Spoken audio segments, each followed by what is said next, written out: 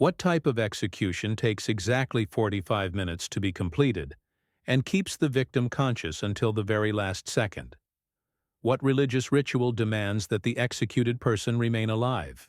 What form of death was considered so terrible that enemy kings preferred to kill themselves rather than face the possibility of suffering this fate? Imagine that you know all the forms of execution in human history. Imagine that you have already heard of crucifixion, impalement, quartering.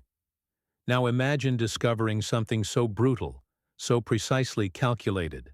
The Viking ritual of the blood eagle was not just a way to kill.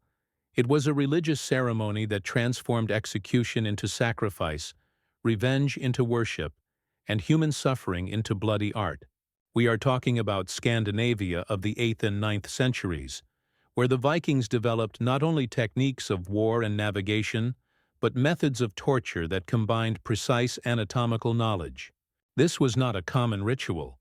It was reserved for specific enemies who had committed crimes against the very fabric of Viking reality.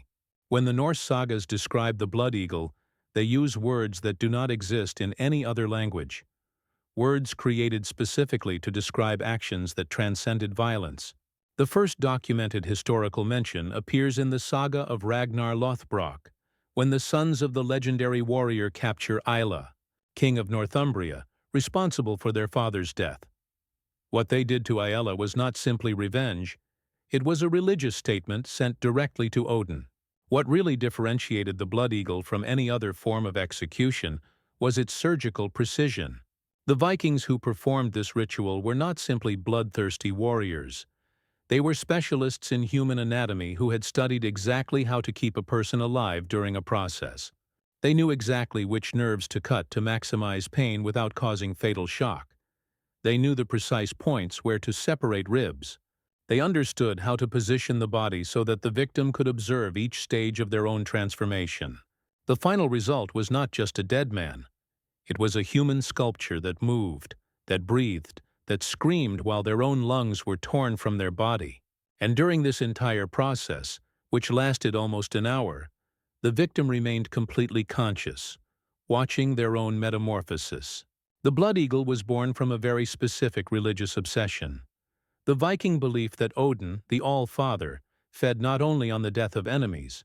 The ritual first appears documented in Snorri Sturluson's Heimskringla, written in the 13th century but based on oral traditions preserved for more than 400 years. Sturluson describes how Ivar the Boneless, son of Ragnar Lothbrok, performed the ceremony in 867 on King Aella of Northumbria. But Aella was not the first victim, nor would he be the last. The sagas record at least 12 confirmed cases, each reserved for enemies who had committed specific crimes against the Viking divine order. It was not enough to be an enemy.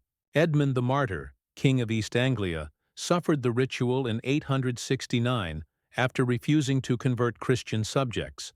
What made the blood eagle unique was not just its brutality, but its ritual precision. Each stage followed specific protocols based on Norse mythology. The victim was positioned facing west, direction of the realm of the dead. The initial cut was always made with a blade consecrated for 3 nights in wolf's blood. The ritual required not only anatomical knowledge, but deep understanding of the physiology of suffering. The Vikings discovered that the human body can survive. Bjorn Ironside developed what would become the definitive version of the ritual after studying for years with Sami healers. The most disturbing aspect was that the ritual functioned as psychological spectacle. It was not performed in secret, but publicly. The objective was not only to punish the guilty, but to send a message to any future enemy about what happened to those who challenged the sons of Odin. Witnesses reported that the sound of screams could be heard 3 kilometers away, and that some spectators fainted. The first stage of the ritual began with what the Vikings called opening the house of the lungs.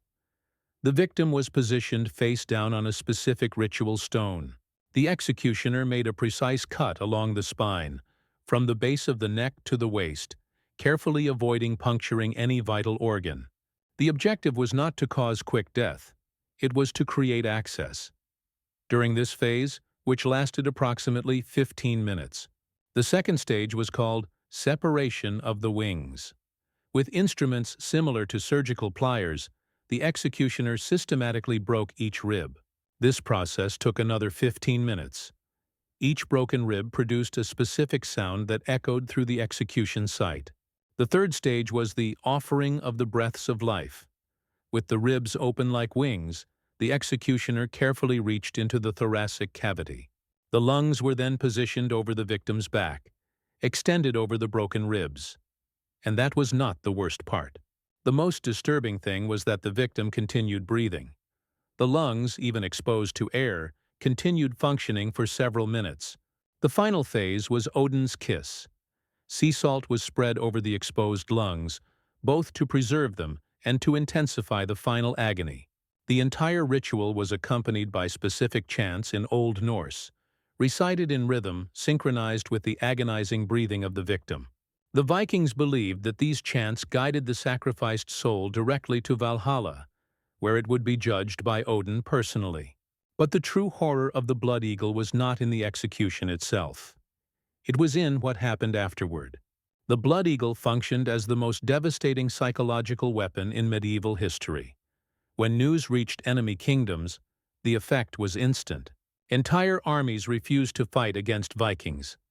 Kings offered immense tributes to avoid any possibility of suffering this fate. In 878, Alfred the Great of Wessex paid the equivalent of 2 years of royal taxes as ransom, to guarantee that no member of his family. The psychological power was so effective that the Vikings rarely needed to perform the ritual. The simple threat was sufficient. But the true revelation about the Blood Eagle goes beyond its function as execution or intimidation. It was, in reality, an international communication system. For Christians, it was supreme blasphemy. For other pagans, it was demonstration of superior divine power. For kings, it was warning about codes of honor. The Vikings did not invent the Blood Eagle just as a religious ritual. They invented the first form of systematic international terrorism. The ritual gradually disappeared with the Christianization of Scandinavia, but not because it was prohibited by the Church. It disappeared because it became unnecessary. The last documented Blood Eagle was performed in 1036 by Magnus the Good on Jarl Einar Tambarskjölva. The shocking truth about the Blood Eagle ritual is that it worked exactly as planned. It was not gratuitous cruelty or religious madness. It was social engineering applied on a continental scale, a domination technology that allowed a few 100,000 Scandinavians to control much of medieval Europe. They did not need to conquer territories by force when they could conquer them through calculated terror. And this strategy changed the course of European history.